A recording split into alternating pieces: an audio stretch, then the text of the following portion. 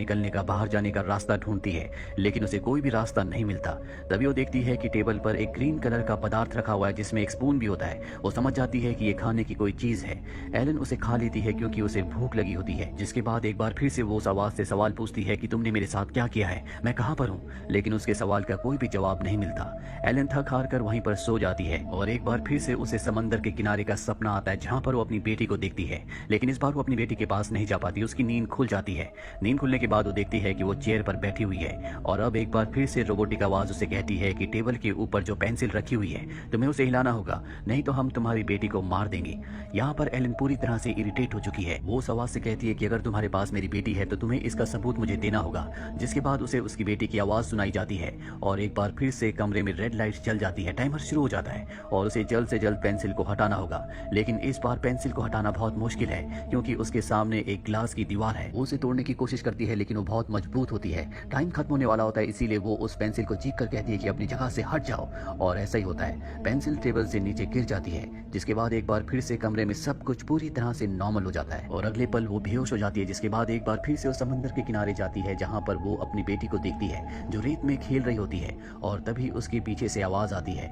यहाँ पर एलन के सिर पर चोट भी होती है। इससे पहले कि वो पीछे देखती, एक बार फिर से उसकी नींद खुल जाती है और वो उसी कमरे में चेयर पर बैठी होती है। इस बार उसे चेयर के साथ अच्छे से बांधा होता है। उसके सामने एक आदमी भी पड़ा होता है, साथ ही उसके सर पर चोट का निशान भी है। अब वो आदमी होश में आने के बाद एलन के पास जाता है, उसे चेयर से खोलना चाहता है, लेकिन एलन उसे अपने से दूर कर देती है क्योंकि उसे लगता है कि इसी आदमी ने उसे किडनैप किया है। और तभी वो आदमी उसे बताता है कि मैं तुम्हारा हस्बैंड हूँ। इस बारे में एलन को कुछ भी याद नहीं होता। वो आदमी एलन को कहता है कि मेरा नाम रॉजर है और जब वो अपना नाम बताता है तो एलन को याद आ जाता है कि रॉजर उसका हस्बैंड है।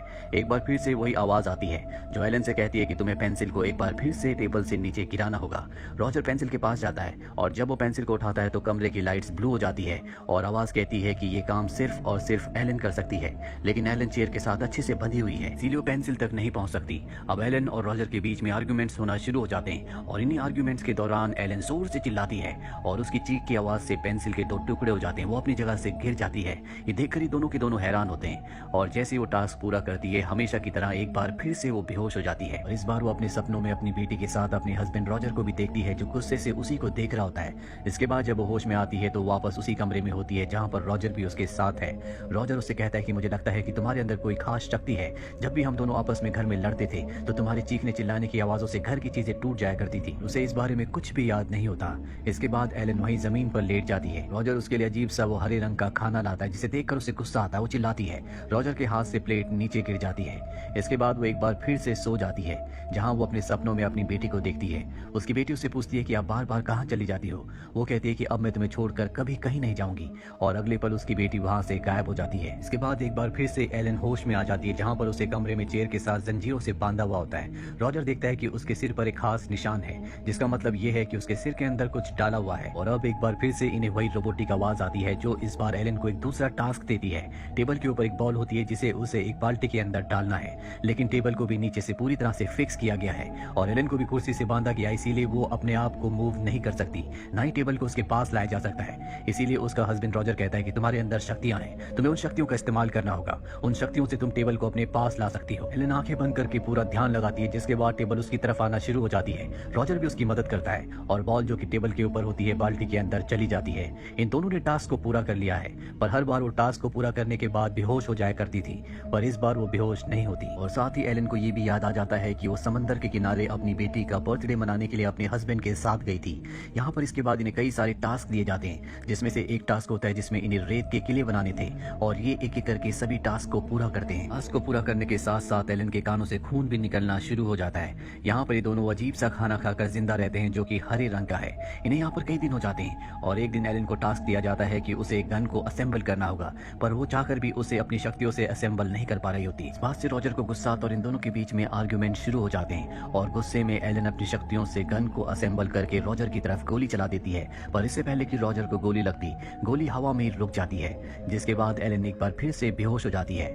बेहोश होने के बाद वो अपने सपने में जाती है जहाँ पर वो देखती है कि उसकी बेटी ने रेत से किला बना दिया है, पर तभी रॉजर वहां पर आकर किला तोड़ देता है। कहता है कि मुझसे गलती से ऐसा हो गया।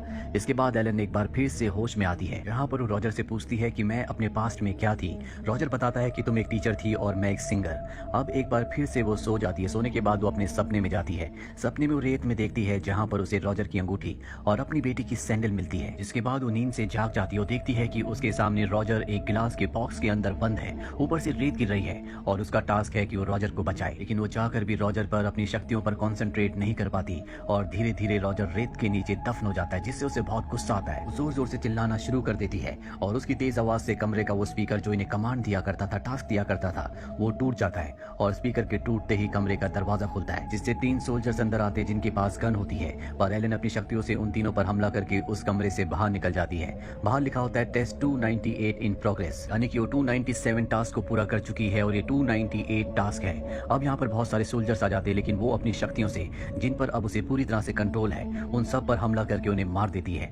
जब वो आगे जाती है तो वहाँ पर 3 दरवाजे होते हैं। वहीं पर रॉजर भी बैठा होता है जो बहुत डरा हुआ होता है। वो उन तीनों दरवाजों में से बीच के दरवाजे की तरफ इशारा करता है जिस पर लिखा होता है सप्लाईज, और कहता है कि सब मेरी तरह है। एलन उस दरवाजे को खोलती है, अंदर से एक आदमी निकलता है जो हूबहू रॉजर की तरह होता है। तभी यहाँ पर और भी सोल्जर्स आ जाते हैं जो सब के सब एक ही शक्ल के होते हैं। एलन उन पर हमला करके वहाँ से आगे बढ़ जाती है। वो एक कमरे के अंदर जाती है जहाँ से एक बार फिर से वही रोबोटिक आवाज उसे आती है। वो एलन को बताती है कि तुम्हारी बेटी अब इस दुनिया में नहीं रही, वो मर चुकी है। इस बात से एलन को गुस्सा आता है, वो जोर से चिल्लाती है और अब एलन के सिर के पीछे जो एक डिवाइस लगाया गया था, उस डिवाइस को वो लोग बंद कर देते हैं जिन्होंने एलन को यहाँ पर कैद किया था।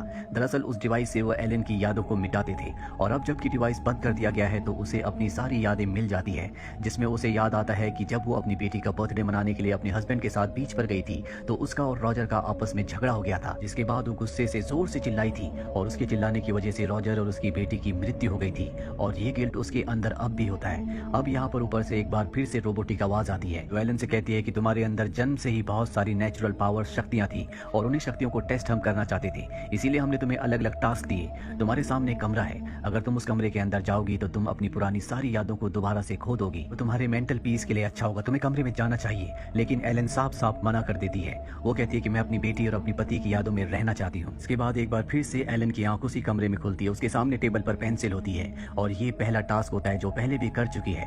दरअसल ये एक ऑर्गेनाइजेशन है। इन्हें एलन की शक्तियों के बारे में उस वक्त पता चला जब उसकी वजह से उसके पति रॉजर और उसकी बेटी की